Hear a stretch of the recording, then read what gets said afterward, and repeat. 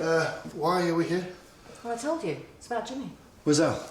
Good morning, gentlemen. Now, alas, Dr. Reed's cupboards are bare and we need serious sustenance to get our synapses firing. Fill your boots. Where are you going now? Visual aids. Al, if this is another one of your PowerPoint presentations... Oh. Surprisingly low tech for you. Sometimes you've got to think outside the box. This way we don't get hacked. Don't tell me you're invading Mordor. Ah, hilarious. Shall we begin? Well, we have been waiting. What exactly are we doing? Jimmy can't take much more of this. It's time we got him out. So you can forget Carl Fincham, it was a dead end. Yeah, but in the spirit of not ruling anything out, I just thought I'd put it out there. Are we sure that Gareth had nothing to do with it? Well, the timing was suspicious, I grant you that, but the dates don't match and he has nothing against Jimmy personally. Does that matter? Guy's an addict. Look what he did to Zara. Look, as much as I would like to believe it was Gareth, Rob's right. He's got an alibi for most of those dates. All right, so this is what we know, or rather, this is what we knew. What does that mean? Dr. Reed and I have uncovered some new evidence which could prove instrumental to our case. Oh, what have you done now? So you're saying this Mo character actually saw her put the money under the till? Oh, yeah, but more than that. She was asking about Jimmy at the job interview, wanted to specifically know that Jimmy Clay owned the icon. Interesting. Problem is, now no one knows where she is. What do you mean? Well, she's dropped out of university, there's nothing on her social media, she's just disappeared. Oh, then we need to find her. Hang on a minute, we don't need to do anything. This is new information. You need to tell the SCU. I don't see how that'll do any good. Why not? Well, they're not pursuing the leads they've already got. What the hell does that mean? Someone's been snooping. Hi, I wondered if I could have a word. If you're quick. So, we need to talk about yesterday. Do we? Come on, Zara.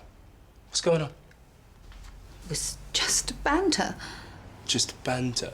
It was vicious. He was out of line. Okay, well, perhaps we both were, but we just push each other's buttons. I know you two have a complicated history. I don't think it's too much to ask you to keep your personal problems out of our meetings. Yes. Sorry. Apart from anything, it's unprofessional. It is. And it means we don't get anything done, which is the whole reason for the meetings in the first place. Indeed. I mean, I need decisions from you guys so I can get on with my job. If all I'm getting is a bitch fest, then I Okay. can't... I completely understand what you're saying, and I can assure you that it will never happen again. Thanks, Zara. I'll have a quiet word with Daniel, too. No. I think it's best if you leave that to me. And risk another blow-up. And I think it's best coming from me, don't you? If you're sure that you think that's the best approach. I am. Leave it with me. Thank you so much.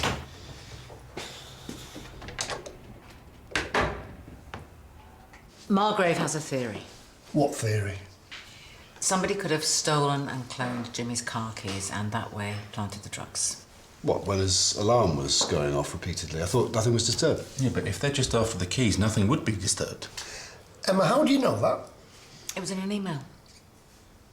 Farrier told Margrave that she was speculating. There wasn't enough evidence and didn't relate to the case, so she should just drop it. Hang on, let me get this right. You just happened to have seen a confidential email. How?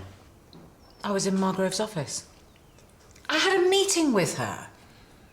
It was on the screen. I mean, it's not like I went rifling through her drawers. That's exactly what you did. Just because this was on a computer and not in a file on the desk. Oh, come on, Emma. You sure about this?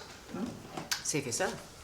Oh, right, so you didn't just read the email, you took a photograph of it, brought it outside the station and showed it to other people. All right, cool your jets. We are not just other people. No, and you are also not investigating officers on Operation Snowden either. Right, why do I get the feeling that you're not on our side? You're not going to report this. I probably should do. You've broken that many rules. Yes, well, sticking to the rules isn't doing any good, is it? And I, for one, don't think that Jimmy's guilty, do you? No. No, of course not. I'm just saying that I'm worried where this is going. I mean, if Al goes off, well, actually, if anybody goes off half-cocked, then we could all get into trouble and it could ruin any hope that Jimmy has. Well, let's not go off half-cocked now. We need a plan. Yeah. Well, Daniel, you've got access to Jimmy. Why not have a chat?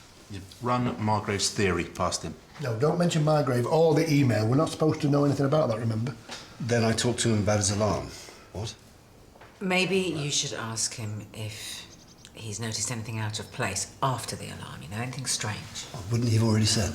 Well, you can ask him where he kept his spare car keys and if he saw them after the incident with the alarm, but don't let anyone hear you and don't make too much of it.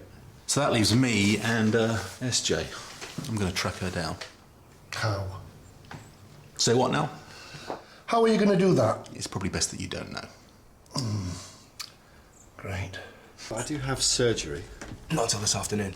Listen, I've already spoken to Zara about this, and she wanted to speak to you herself, but I thought it'd be better coming from me.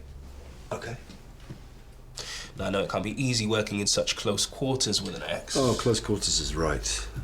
I mean, it feels like we're on top of each other all the time, you know? I'm sure Zara's not enjoying it either. I wouldn't bet on that. She's relishing it. But look, I know that this is not easy for you, and we were out of line, so apologies. I wouldn't want anyone to think that I'd put them in an awkward position. So, So it won't happen again. thanks, Daniel. No worries.